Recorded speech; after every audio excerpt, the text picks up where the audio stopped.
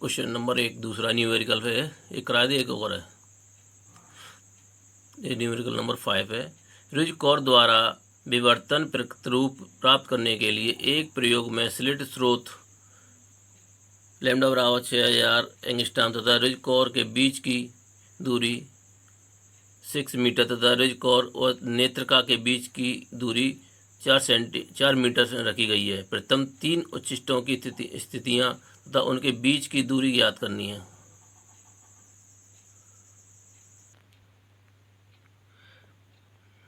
यानी प्रथम n1 यानी x1 x2 और x3 ज्ञात करनी है, उनके बीच की दूरी ज्ञात करनी है।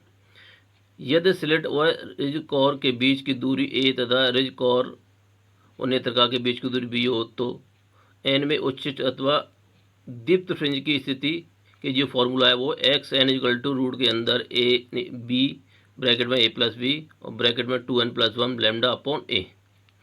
सब पूरा ये क्या रूट में है।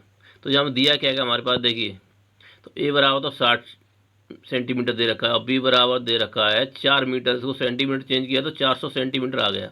और लैम्डा बराबर दे रखा है 6000 एंगस्ट्रॉम। तो या 6000 को उसको चेंज करेंगे तो 6 इंटू 10⁻⁵ सेंटीमीटर आ गया। सेंटीमीटर चेंज कर लिया, सब राशियाँ एक जैसी हो गई। अब इसको रख देंगे तो एक्स एन है, तो कितना निकला है देखो, तो बी की वैल्यू 400 इंटू ए प्लस बी का मान निकला है जो रूट में a प्लस बी।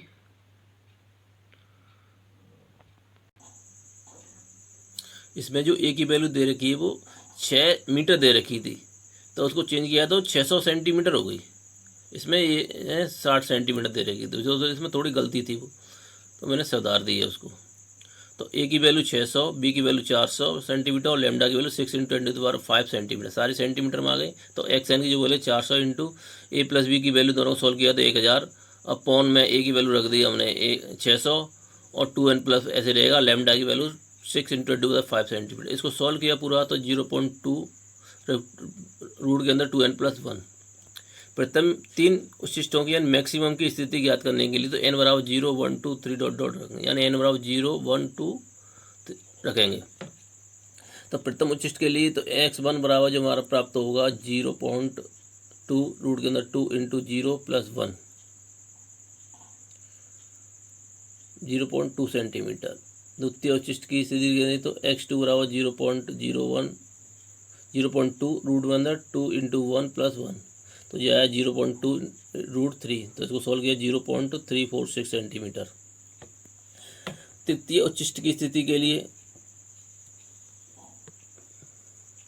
x3 तो 0.2 रूट के अंदर 2 into 2 plus 1 equal to 0.2 into root में 5, तो 0.447 सेंटीमीटर निकलेगी। दूसरी पहली उच्छिष्टों के बीच की दूरी निकाली x2 माइनस x1 निकालेंगे तो 0.346 माइनस 0.200 सोल्व किया तो 0.146 सेंटीमीटर आ गया। तीसरे तथा दूसरे उच्छिष्टों के बीच मध्य दूरी होगी तो x3 माइनस x2 बराबर 0.447 माइनस 0.346, तो जाएगी 0.101 सेंटीमीटर। जो अगली हेडिंग है हमारी वो है एकल स्लिट पर फ्राउनहोफर विवर्तन। फ्राउनहोफर विवर्तन में प्रकाश स्रोत व पर्दे यानी पर्दा अवरोधक से अनंत दूरी पर रखा होता है तथा तरंगाग्र समतल होता है। यानी ये कह रहा है कि फ्राउनहोफर विवर्तन में प्रकाश स्रोत व पर्दा अवरोधक से जो अवरोध रखा होता है उस अनंत दूरी पर रखा होता है तथा तरंगाग्र समतल पर होता है।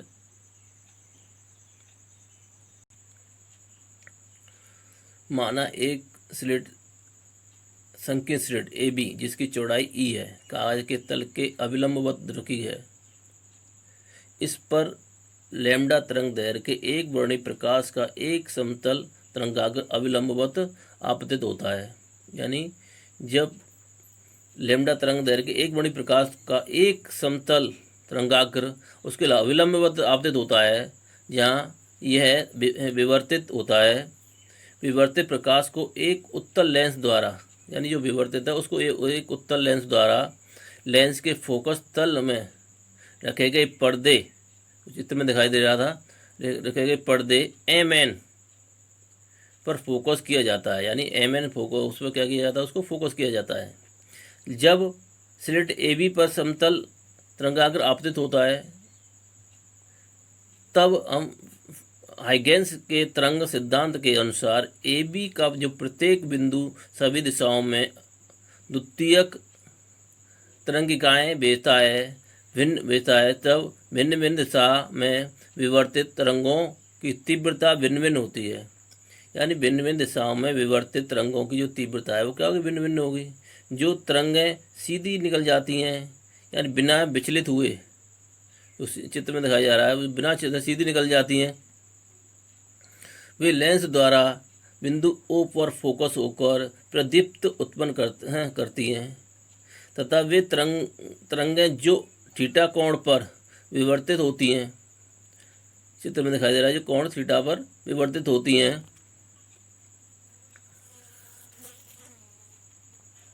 बिंदु P पर फोकस होती हैं। बिंदु P पर परिणामी जो तीव्रता ज्ञात करने के लिए विवर्तित किरण B पर A से अविलंब AE खींचते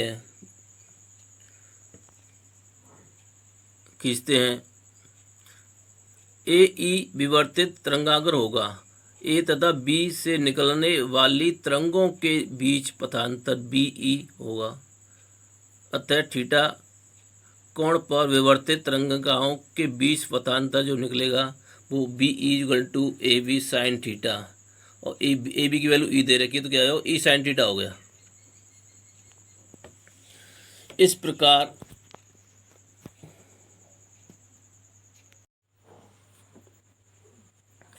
अतः P पर परिणामी आयाम R = A sin ND/2 और अपॉन में sin D/2।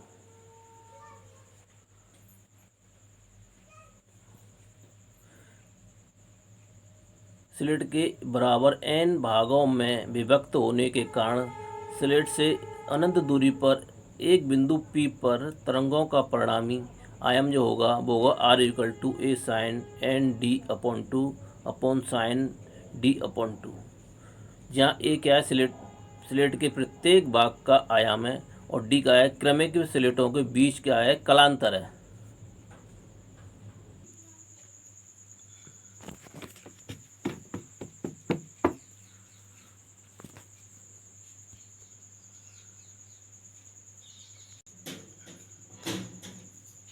माना पाई E sin theta upon lambda = alpha, तो R बराबर A sin alpha upon sin alpha upon n = A sin alpha upon an।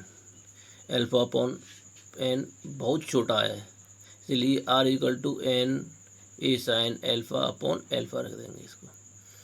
यदि n की जो वैल्यू है इन्फिनिटी की ओर जा रही है और a की वैल्यू 0 की तरफ ट्रेंड कर रही है, परंतु गुणनफल जो n a का है वो परिमित रहता है, तब माना n a कैपिटल A0 लिखेंगे, तो R की जो वैल्यू निकलेगी A0 sin alpha upon alpha. अतः बिंदु P पर परिणामी जो तीव्रता होगी I प्रोपोर्शनल R² होती है, तो I = हो जाएगा A0² और sin अल्फा अपॉन अल्फा का होल स्क्वायर। इक्वेशन फर्स्ट मान लेंगे। जहाँ अनुक्रमानुपाती नियतांक 1 लिया गया है, चूँकि किसी बिंदु पर तीव्रता का परिणाम लेंस के फोकस तल का अल्फा फलन है जो थीटा पर निर्भर करता है, इसलिए हमें उच्चिष्ट तथा निम्निष्ट की एक श्रेणी प्राप्त होती है। यानी उस बिंदु पर हमें जो अल्फा फलन है वो किस पर निर्भर करता है, थीटा पर, और थीटा पर निर्भर करता है, तो हमें यहाँ उच्चिष्ट और निम्निष्ट की एक श्रेणी प्राप्त होती है। तो इसी के लिए आगे करेंगे, निम्निष्ट के लिए प्रतिबंध है जो कंडीशन फॉर द मिनिमम। अब समीकरण 1 से स्पष्ट है कि तीव्रता शून्य न्यूनतम तो तब होती है जब साइन अल्फा की वैल्यू क्या 0 हो, परंतु sine alpha does not equal to 0 है, तो sine alpha upon A equal to क्या होता है, 1 होता है। इसकी लिमिट ले लेंगे a = 0 पर, तो अल्फा = n पाई निकला, जहाँ एन धनात्मक अथवा ऋणात्मक हो सकता है, यानी एन की जो वैल्यू प्राप्त होगी वो धनात्मक भी हो सकती है और ऋणात्मक भी हो सकती है, परंतु शून्य नहीं हो सकती है। शून्य होगी तो सब कुछ शून्य हो जाएगा, जो डेंसिटी वो क्या होगी, तीव्रता शून्य हो जाएगी। परंतु हमने alpha equal to pi E sine theta upon lambda माना है, अतः निम्नलिखित की स्थिति के लिए जो फॉर्मूला होगा pi E sine theta upon lambda equal to plus minus के एन पाई। तो ई साइन थीटा की वैल्यू करेगी तो plus minus N lambda equal to plus minus lambda plus minus 2 lambda plus minus 3 lambda dot ये प्राप्त होंगी। इस व्यंजक से प्रथम द्वितीय तृतीय डॉट डॉट डॉट आदि इत्यादि निम्नलिखित की दिशा ज्ञात हो जाती है।